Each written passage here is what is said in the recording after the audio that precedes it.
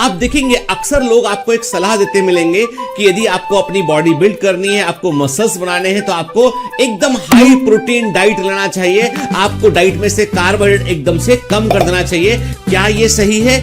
Technically it is not perfectly all right, क्योंकि यदि आप केवल और केवल प्रोटीन डाइट के अंदर लेंगे तो वैसी कंडीशन में आपकी किडनी को, आपके लिवर को अधिक काम करना पड़ेगा। दरअसल डाइट में जो प्रोटीन एक्स्ट्रा लिए जाते हैं उनको डीएमिनेशन के द्वारा लिवर जो है उनको न्यूट्रलाइज करता है और उससे यूरिया बनता है, और यूरिया का बॉडी में अमाउंट बढ़ता चला जाता है, और उस यूरिया को निकालने में किडनी को अधिक काम करना पड़ता है। तो यदि आप हाई प्रोटीन डाइट ले रहे हैं तो खूब सारा पानी पीजिए। दूसरी बात यह है कि हाई प्रोटीन डाइट से भी इंपॉर्टेंट होती है बैलेंस डाइट। यदि आप हेल्दी रहना चाहते हैं तो आप बैलेंस डाइट लीजिए।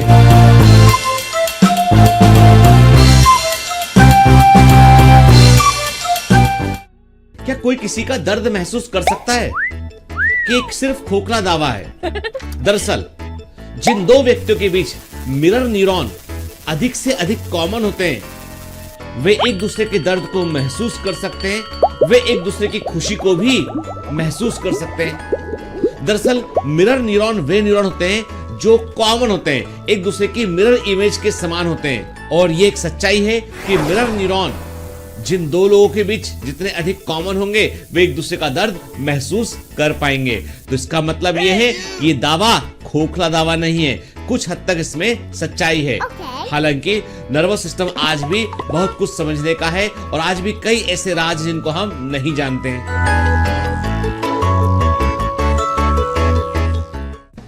कोई गोरा है, कोई सांवला है, कोई काला है, अलग अलग रंग के आपको ह्यूमन बीइंग्स देखने मिलेंगे।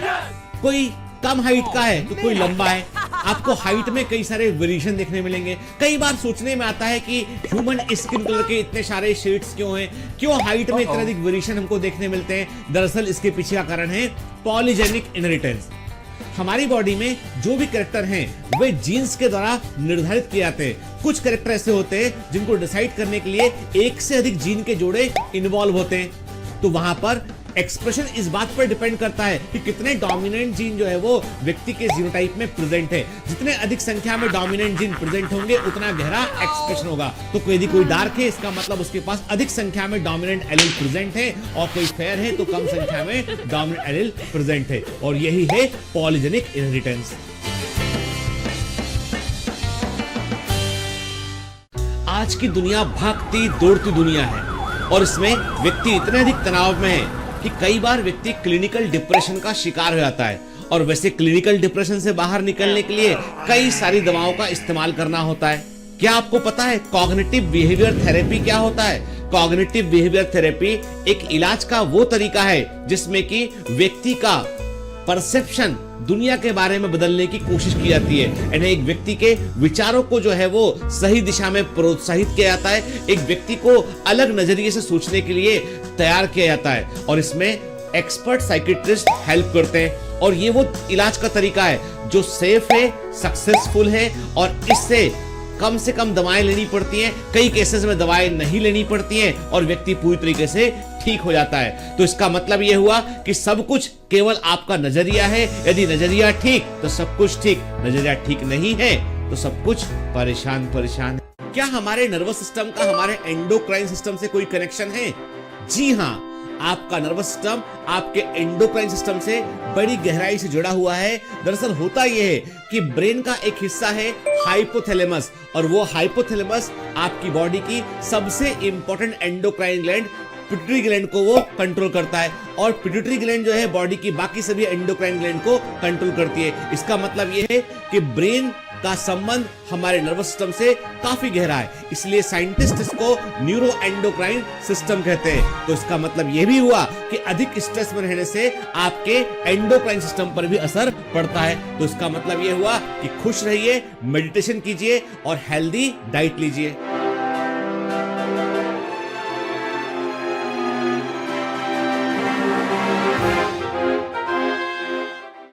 हाइपोग्लाइसीमिया मतलब ब्लड शुगर लेवल का कम होना एक कॉमन समस्या है, स्पेशली उन लोगों के साथ में जो डायबिटीज की मेडिसिन ले रहे होते हैं या जो इंसुलिन पर होते हैं। यदि किसी कारण से कोई मील स्किप हो गया, भोजन नहीं कर पाए समय पर, तो हाइपोग्लाइसीमिया होने का खतरा बढ़ जाता है। तो वैसी कंडीशन में एक बात हमें ध्यान रखना है, वो है रूल ऑफ 50। मतलब यह है कि जब कभी आपको ऐसा लगता है हाइपोग्लाइसीमिया के सिम्टम दिखाई पड़ते हैं, तो ब्लड शुगर को चेक कीजिए, और ब्लड शुगर लेवल यदि 70 से कम है, मतलब कंफर्म्ड हाइपोग्लाइसीमिया है, माइल्ड टू मॉडरेट हाइपोग्लाइसीमिया इसको हम कह सकते हैं। तो वैसी कंडीशन में हमें जो है 15 ग्राम शुगर पेशेंट को देना चाहिए। और 15 ग्राम शुगर का मतलब है कि आप 150 ml जूस पिला सकते हैं, और उसके बाद 15 मिनट के बाद आप ब्लड शुगर को दोबारा चेक कीजिए। यदि ब्लड शुगर लेवल 70 से ऊपर हो जाता है तो ऑल इज गुड, और यदि अभी भी कम है तो फिर से 15 ग्राम शुगर आप दोबारा दीजिए। तो रूल ऑफ 15 को याद रखिएगा। मैं एक डायबिटोलॉजिस्ट हूं। मुझसे कई सारे लोग एक क्वेश्चन करते हैं कि यदि मेरे माता पिता को डायबिटीज है तो मुझे डायबिटीज होने की कितनी संभावना है। तो याद रखिएगा, टाइप 2 डायबिटीज का जेनेटिक प्रीडिस्पोजिशन होता है, लेकिन अच्छी बात यह है कि डायबिटीज का जीन जो है वो इनकम्प्लीट पेनिट्रेंस को शो करता है और वेरिएबल एक्सप्रेसिविटी को शो करता है। इसका मतलब यह है कि जितने लोगों में जीन प्रेजेंट होगा उन सब में जीन अपने आप को एक्सप्रेस नहीं करेगा, और यदि एक्सप्रेस भी करेगा तो उसकी संभावनाएं, उसकी इंटेंसिटी अलग अलग होगी। और इस बात पर यह निर्भर करता है कि आपका इन्वायरमेंट कैसा है, कि आप किस तरह का फूड लेते हैं और किस तरीके का आपकी एक्टिविटी का लेवल है। यदि आप एक्टिव हैं और आप जो है वो अपने बॉडी वेट को मेंटेन रखें और हेल्दी डाइट लेते हैं, तो डायबिटीज होने की संभावनाएं कम होंगी।